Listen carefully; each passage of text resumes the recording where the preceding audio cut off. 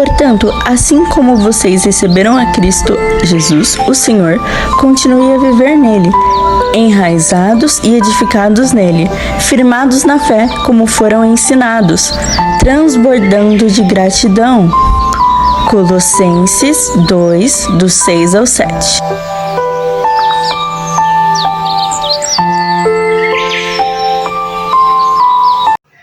Bom dia!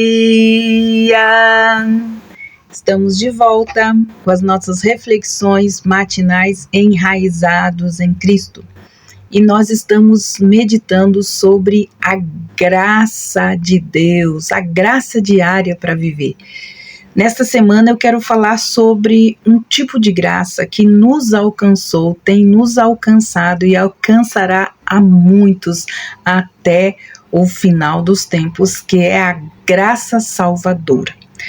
Lá no capítulo 2 de Tito, versículos de 11 a 15, ele fala sobre esta graça que está sobre nós. E diz assim: porque a graça de Deus que a todos dá vida, manifestou-se a todos os homens, instruindo-nos que, renunciando à impiedade e aos apetites mundanos, vivamos sobriamente neste mundo, retamente e no temor do Senhor, na expectativa da esperança bendita e a manifestação gloriosa do grande Deus e o Salvador, nosso Senhor Jesus Cristo, o qual ofereceu a si mesmo por nós, para nos redimir de toda iniquidade e purificar para si um novo povo, zeloso e de boas obras.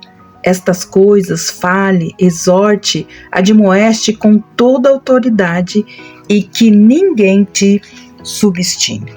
Temos aqui então esses 4 versículos que eles formam então uma bela ilustração da nossa salvação.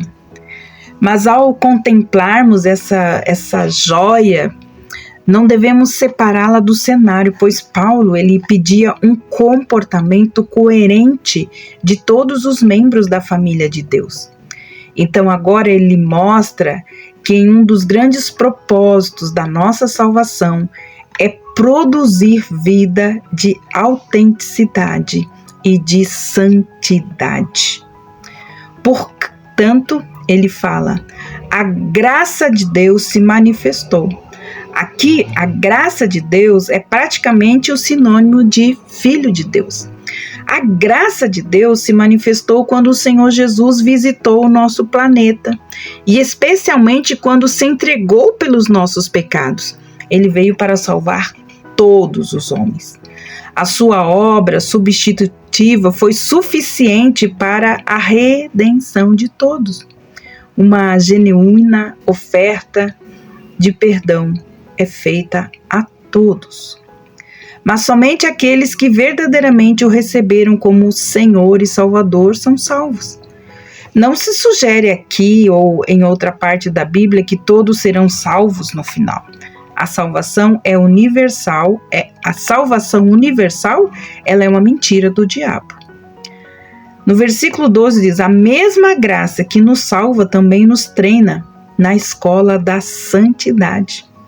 Aprendemos nessa escola que há coisas inaceitáveis a que temos que renunciar. A primeira delas é a impiedade, que significa falta de religião, falta de temor a Deus. Segunda coisa são as paixões mundanas, não apenas os pecados sexuais, mas também a cobiça pela riqueza, pelo poder, pelo prazer, pela fama ou por qualquer outra coisa essencialmente mundana. No aspecto positivo, a graça nos ensina a viver de maneira sensata e justa em relação aos outros e também piedosamente na pura luz da presença de Deus.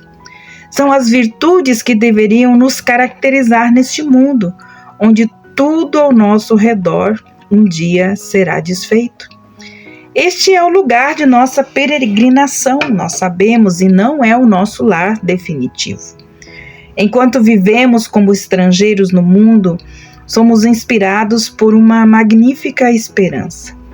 a manifestação da glória do nosso grande Deus e Salvador Jesus Cristo. Entendemos isso como o arrebatamento, quando Cristo aparecerá em glória para a igreja e a levará ao céu. Ou será que se refere à vinda de Cristo para reinar quando ele se manifestará em glória para o mundo? Derrotará também os seus inimigos e estabelecerá o seu reino, como diz Apocalipse 19, de 11 a 16?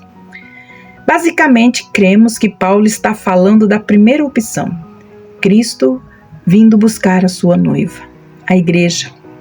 Contudo, seja como o noivo, seja como o rei, o cristão deve estar preparado, aguardando a sua gloriosa vinda.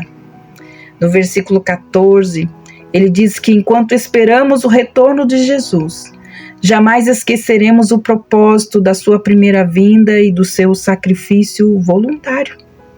Ele a si mesmo se deu, não apenas para nos salvar da culpa e da pena do pecado, mas também a fim de nos remir de toda a iniquidade.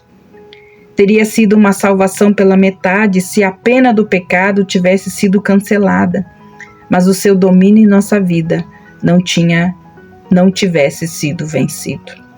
Ele se entregou para purificar para si mesmo um povo exclusivamente seu.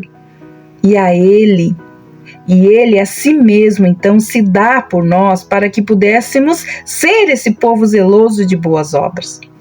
Deveríamos praticar com entusiasmo, amados, atos de bondade em seu nome e também para a sua glória. O zelo dedicado, às vezes, ao esporte, à política, aos negócios, por alguns deveria nos fazer sentir ciúmes e nos inspirar para também as boas obras, atos de bondade, amor e misericórdia. Já terminando, o versículo 15 nos diz assim sobre esta graça salvadora. Estas são as coisas que Tito estava encarregado de ensinar, discutidas nos versículos anteriores, mas aqui particularmente os propósitos da paixão do nosso Salvador. Ele devia exortar ou encorajar os santos a uma vida de prática piedosa, temente a Deus, repreender aqueles que contrariassem então os ensinos do apóstolo pela palavra e pela vida. E ele não precisava se desculpar por desempenhar um ministério rigoroso, que o fizesse com toda autoridade e coragem no Espírito Santo. E Paulo termina falando a Tito que ninguém te despreze. Tito não precisava ter nenhum escrúpulo com relação à sua juventude, à sua origem como gentil ou qualquer incapacidade natural. Ele falava a palavra de Deus e isso fazia toda a diferença naquela congregação. Amados, que esta graça salvadora que nos alcançou também seja ela a nos impelir, pelo Espírito Santo de Deus, a termos atos de bondade, de graça, de misericórdia, de favor com o nosso próximo e com todos aqueles que hão de herdar a salvação. Que Deus abençoe cada um de vocês e até amanhã com as nossas reflexões matinais enraizados em Cristo. Nós vamos continuar falando sobre essa graça salvadora e nós vamos então meditar na carta de Romanos. Seus primeiros 8 capítulos falam como esta graça chegou até nós. Que Deus te abençoe e até lá!